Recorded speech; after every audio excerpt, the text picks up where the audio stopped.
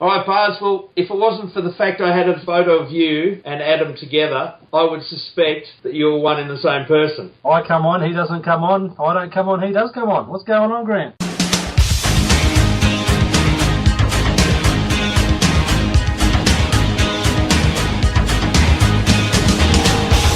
To be honest, we better fess up that he's actually moving house. Moving house, and he's without internet thanks to the lovely people at... He's in Sydney, isn't he? He hasn't had a pit open up out the front of his house. Might be the problem. Could be it. Boy, are we going to hear about it next week. I'd imagine so.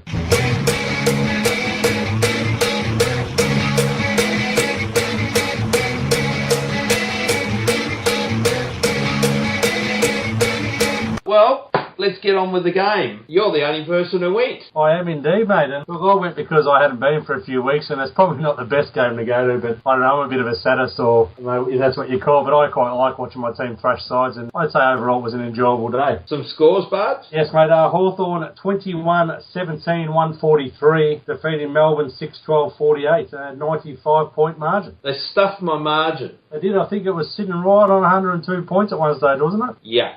Unlucky. Mine looked a shot at half time, and then we didn't turn up in the third quarter. Just like me. Parked in Collingwood, and by the time I was going to walk there, it was going to be too late. That's it, mate. You've got family take first priority, and the young fella had a game. So, goal kickers. Yes, mate. We had Luke Bruce with 5, Roughhead with 3, 2 to Franklin, and 2 to Smith, 2 to Hill, and 2 to Puopolo, and singles to Grimley, Lewis, Simpkin, Birchall, and Burgoyne.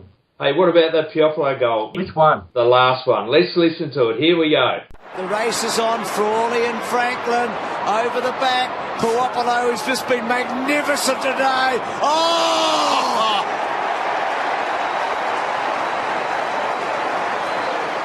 How good was that? It was great, mate. If you watch it, there was a stage early in that quarter where he looked like doing the same thing and he missed the shot, and the whole crowd went up hoping he'd kick it. They went down, and when he finally got the chance again and he kicked it, it was a lot of excitement for a goal that put us 90-odd points up. People loved it. He had a ripper game, Popular. And it was his 50th game. He's been great. Early in the year, he was struggling a bit. Obviously, he struggled towards the end of last year, but mate, his pressure that he's providing in that forward line, and the goals are just a bonus. His other goal, a bit of a funny one as well. You probably haven't seen it, but it was like 10-pin bowling. He had a little snap from the pocket, and it bounced over at 2 players and bounced between the next 2 and went through for a goal. Did well, worked his way in front. Trengove had it, then lost it. Falling to the ground grimly. Hand pass from Sewell. Puopolo bounces it down towards full forward. Still a live footy. I'm not sure anyone touched it. It's a goal. Well, this has just taken an extraordinary bounce here. Have a look at this. Past 2 players, past 4 players, and it hasn't touched anyone. How did it do that? He does some funny things. It's just a pity when he tried to do something really funny and cute against Geelong last year, that didn't come off. But we'll forgive him. I think we'll have to forgive him now. But in hindsight, mate, that might be why he was down for the end of the season. He might have really been blaming himself for that.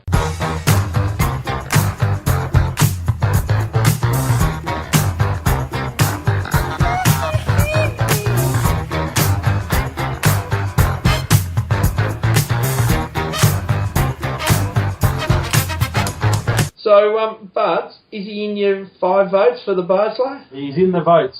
Righto, let's get him. 5 votes I've given a Luke Bruce. Kicked 5 goals, should have kicked 8, 3 easy set shots. He was good enough for the coaches to give him maximum votes, and good enough for me as well. 4 to Paul Puopolo. Loved his game. Pressure, tackles, finished with a couple of goals. Great stuff. 3 to Bradley Sewell with a welcome return to form. Plenty of it. Typical Sewell one-step kicks out of packs, but normally finds a target. Hard at it. Good game. 2 to Lewis. Continued last week's form, plenty of the ball, and 1 to my man Birchall, I thought returned to form, used the ball really well. I think he had 100% efficiency again. He had a good game. And look, to be honest, I could have given votes to any number of players, but they're the 5 this week. Well, okay, Bards. Well, I've done something for Jeff because I didn't get to the football to give you his mug, so I better give Jeff something else for the time being, and that is I've done the leaders board. Well, who we got there, Graham? We got Birchall on 19, followed by Luke Hodge on 18, followed by Lewis on 16, followed by Rioli on 13. Remember him? That fella, he's still a couple of weeks away, Clarko tells us. And then followed by Luke Bruce on 12. And then there's lots of other players on votes. And I've got to say, Bards, that was the first time Sewell got in the votes. Well, there you go. Whether I've maybe missed him, he's been all right, but it was definitely his best game for the year. So, Jeff, I'll put the full leaders board on during the week, and you should be happy with that. Lovely work, mate. Lovely work. Week to week, it's either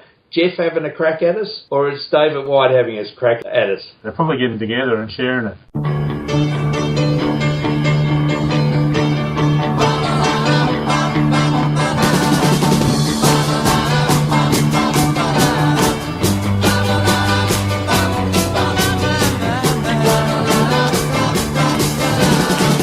All right, well, on the Whitey's favourite topic, the Buddy Alert. The Buddy Alert. The Buddy Alert. What's he going to do? I don't know. Was it Whitey that wanted us to come up with solutions of what we were going to chase otherwise? Probably. I think it was. Look, mate, who knows? I noticed that the club's got a thing on their website starting tomorrow. They've got an exclusive interview with Buddy Franklin. Wouldn't it be amazing if the first part of that interview on the website he just says, I just signed? I don't think it's going to happen, but it would be good if it would. Well, we can only but hope. Do you have a blast? No blast. You're not going to blast Jeffrey Kennett? No, I don't care what Jeffrey Kennett does.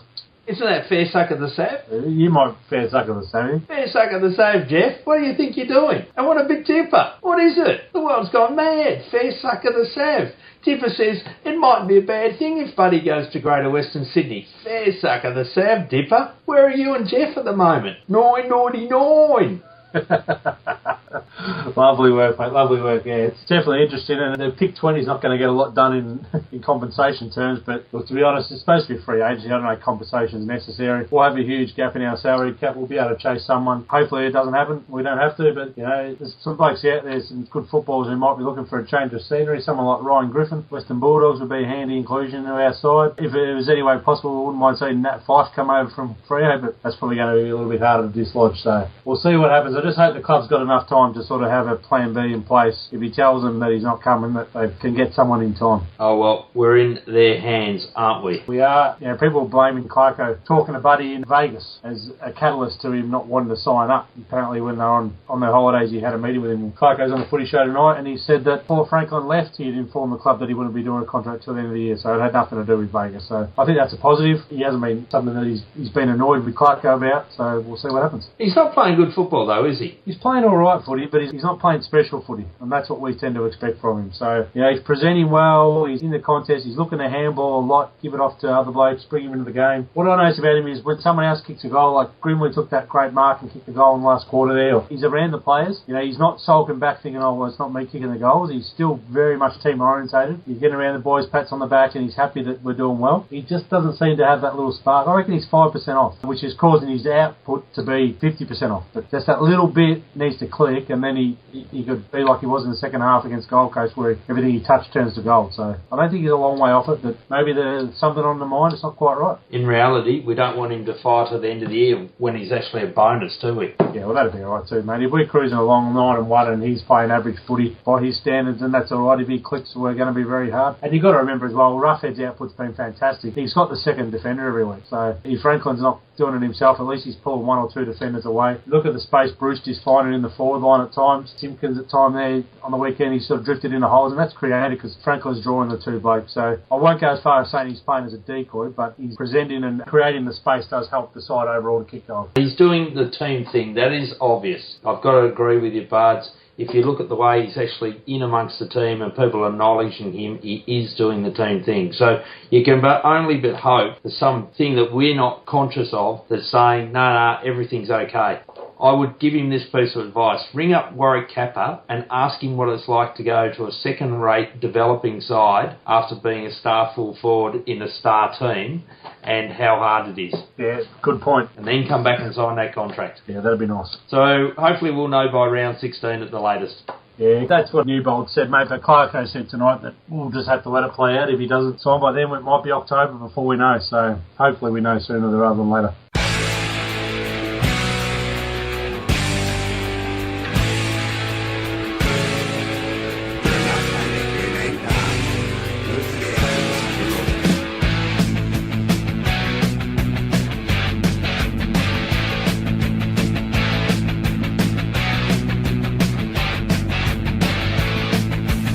We we must move on because it's time for From the Backline. From the Backline, Grant. You boys sent me a task this week that at first I thought this won't be too hard. Can't be that many good players that have played that few games. And then I started looking at all these players and thought, geez, there's a lot of players. And to be honest with you, mate, I couldn't get it down to one team. I've got two teams. Two teams? We've got a Rezzies. Not quite. We've got team number one, which is a team that I reckon it would be a decent footy side. And team number two is blokes that are there for shits and giggles. Just looking at this side, mate, I've got premiership players aplenty. And a few blokes that are just average footballers that have done it right. So from the back line, Brad Scott. The full-back is our friend from last year, Jared Bowman. The kid could play, he just had no idea. Our back pocket, who's kicked on and played in grand final since leaving us, Zach Dawson. Half-back line, Robert Dixon, the late and great, Luke McFarlane and Leon Higgins. Centre line, premiership players, Paul Barnard, Josh Kennedy, and on the wing, a non-premiership player, but a lovely wingman for the Hawthorn Footy Club, Glenn Nugent. Number 21. The half-forward line are one G. Ablett Sr., Matthew I Want to Go Home Robram, and Stephen Malaxos. Steve Malaxos. Forward line is Cameron Bruce, Simon Minton Connell, and Richard Walter. The Rucks is the great inductee to the Hall of Fame, Rick Davies. Played the one season at Hawthorn, played 309 games over there. The Ruck Rover is Travis Tuck. The Rover, can you hear me, Harry, is Tommy Laeth. Tommy Laeth. The bench, and I did not realise this bloke played over 100 games of footy, is Barry Young. Barry Young. He probably could have made either side, Barry, but he actually had some decent footy if you look through his Wikipedia file. The interesting one here on the bench also, Alan Hurd, grandfather of James Hurd. So if he had have played more games at Hawthorn, his son would have played for Hawthorn, and instead of having his cousin, we would have had James play for Hawthorn. Now, the interesting one here, mate, Cyril Collard. Do you know who Cyril Collard is? Well, I do, because you sent me a text message when we were debating members of the team, but you better let everyone else know who Cyril Collard played is. for Hawthorn way back when, just the few games, and I'll tell you what years he played, because I've got all this information in hand. He was the first Indigenous player to play for the Hawthorn Football Club. It wasn't Chance Bateman or Willie Rioli. It was Cyril Collard. He was at Hawthorn 1957 and 58 and played the 13 games. So Cyril's made my bench. And the last one on the bench, a bloke who was underrated by a lot, and I thought he could play good footy, was Ben Kane. Just didn't quite get there. I don't think I could ever find a picture of Ben Kane. I bet you can. What about the coach, Bards? Chris Connolly won one game for Hawthorn. Perfect record, that one. And then went elsewhere. It's got to be perfect. It's got to be worth it, yeah. So, the shits and giggles from the back line. Randall Bone, Jordan Lyle, and Rochford Devonish Mears. Just Who? Rochford Devonish Mears. Did he come from Melbourne, did he? With a name like that. Played 8 games in 1968. Famously, I'm pretty sure it's in Dipper's book. Dipper thought he had the longest name in Hawthorn history, and some player pointed out to him that Rochford Devonish Mears had him covered. That's good enough to make my team. And Dipper wouldn't have been happy. No, naughty, no. No. The half-back line of Jesus, some talent here, mate. Ricky Nixon, Bo Dowler, Josh Thurgood. Josh Thurgood. You remember Josh? Oh, the man that was his career was ruined by Matthew Lloyd. Matthew Lloyd's arm guard, smashing him in the mouth and breaking his jaw. Never the same again. No, mate. The twig. Okay, our centre line. Our early number 1 draft pick one year for us, not number 1 overall, but for us. Luke Brennan, Scott Crow in the middle, and Jared Kayla Thompson on the other wing. You remember Jared from a couple of years ago? Barely. He came to the club, he had arms on him like Arnold Schwarzenegger. He couldn't get the footy. The half-forward line is infamous. On the half-forward flank, the one and only Andrew Demetriou. The centre-half forward, the bloke who said he was coming to Hawthorn and he was going to be the centre-half forward, the best we've ever had. Currently, captain coach of South Launceston in the Tasmanian Footy League, Mitch Thorpe. There is one for Wetters. Wetters love chop. And beside Mitch Thorpe, running shotgun, literally, is number 1, Billy Nichols. I tell you what, they should be the back line, shouldn't they? You wouldn't get past those 3 flanks. Now they're forward line. Now, I don't know if you used to go out to Waverley and watch the twos, but we had this bloke that played at full forward in the twos. It was a man and he looked like he was going to be everything, and he ended up being nothing. Dominic Berry. Do you remember Dom Berry? I do. He doesn't get full forward, he's going to go in the pocket. Because at full forward, a bloke who played 2 games of league football, one was a semi-final, and one was a grand final in 1975. Michael Cook kicked heaps of goals in the reserves, and Kennedy brought him in for the 75. He kicked 5 goals in the second semi, straight into the grand final team, didn't get a kick, he was on the bench by half-time. Never played again. Last seen at Olinda, captain coach up in the Yarra Valley. That's fair enough. And the other pocket, our famous cousin of our mate James Hurd, Matthew Little, could kick a lot of goals in the reserves, couldn't get a kick in the seniors. I remember Matt Little. Now the ruckman. Everybody on our site will know who this ruckman's going to be. 19 games, I believe he played. Took over that lovely number 23. The big bombshell Simon Crawshay is our number one ruck. Going on the family members from Essendon, our ruck rovers, Brad Lloyd. Do you remember Brad Lloyd? I do remember Brad Lloyd. I think that's a bit disrespectful. He was a good little player. He didn't play a lot of games, and he's funny because he's related to Matthew Lloyd. Now the rover, it should be a what happened to Cameron Stokes. Cameron Stokes. Remember Cameron Stokes? Yeah. Came onto the scene with Cyril. We thought we had Jimmy Cracker, Phil Cracker going on early 2008. Yep. He got injured, got back from a knee injury, never went on with it, and our rookie time ran out, and he was out the door. There's a loss. Okay, and our bench. This bloke kicked 10 goals in a TAC Cup Grand Final before joining us back in the early 90s. Oh, I know who this is. Number 35. Shannon Gibson. Don't we love Gibbo? Alongside him, another goal kicker of note from Western Bulldogs fame, Kingsley Hunter. Now, speaking of Cameron Stokes and Cyril Rioli, I've got a little bloke here on the bench. Liked to run around, was of Indigenous origins as well. Didn't like to take the mark overhead, or he did, but he tried to put his head below his shoulders when he did it. Harry Miller. Harry Miller. And just to keep the theme going, a bloke who actually could play footy, he was all sticks, Carl Peterson. Now, that was a sad loss, wasn't it? It was a sad loss, mate. The guy could play footy, but there was just too much else going on in his life for him to get over the line. So who's coaching this team, Bo? There's only one bloke who I can think of who coached for very little time without much success and keep being a second fiddle everywhere he goes. It's Donald McDonald.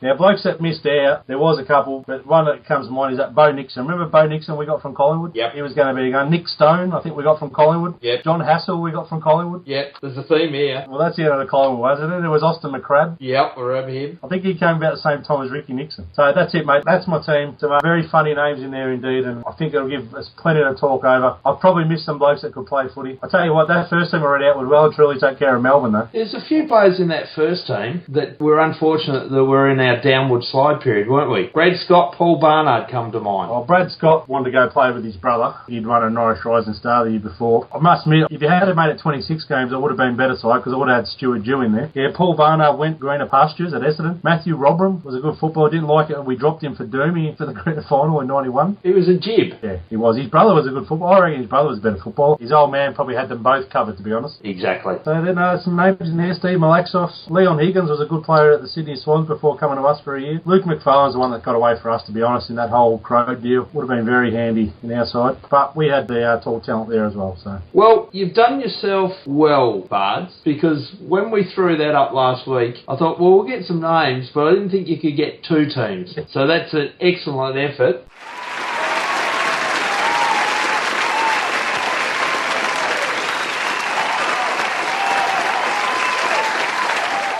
And I think what we need to do is get everyone to comment on these two teams and what they think. What I'll do, Grant, is I'll actually post them on the site as well, so people can read the names. So they're not going to write them down as I read them out. So I'll post them there, and people can give us some feedback. And just to let everyone know, how many players do you reckon there is that played less than 25 games for Hawthorn? Well, if you include our great history of over 100 years. About 100 something? 531 players have played 25 or less games for Hawthorn. That's a big number. It's a huge number. No doubt if my father was to read through these names, he'd know a lot of them that I don't. So obviously I'm a bit led towards blokes I know and blokes I can remember as a kid, and then a few names that cropped up because they're famous names like Tommy Lath. But there's some really interesting names in there. You know, a lot of them are war years, single seasons. Like back in the old days, there was no such thing as a list and a draft. You turn up down the club, and if they like the look of you, they give you a game. You know, it wasn't a lot different in local footy now. Blokes who come and go year at a time. So lots and lots of blokes that have only played one game. Right, Bards, well, I'm going to set you another challenge because you're up for it. And there'll be no match review or Barslow votes next week, so we need to fill the void there. All right, what's the challenge? Well, we're going to go back 20 years in time. Round 11, 1993. We want a match review. Your top 5 votes.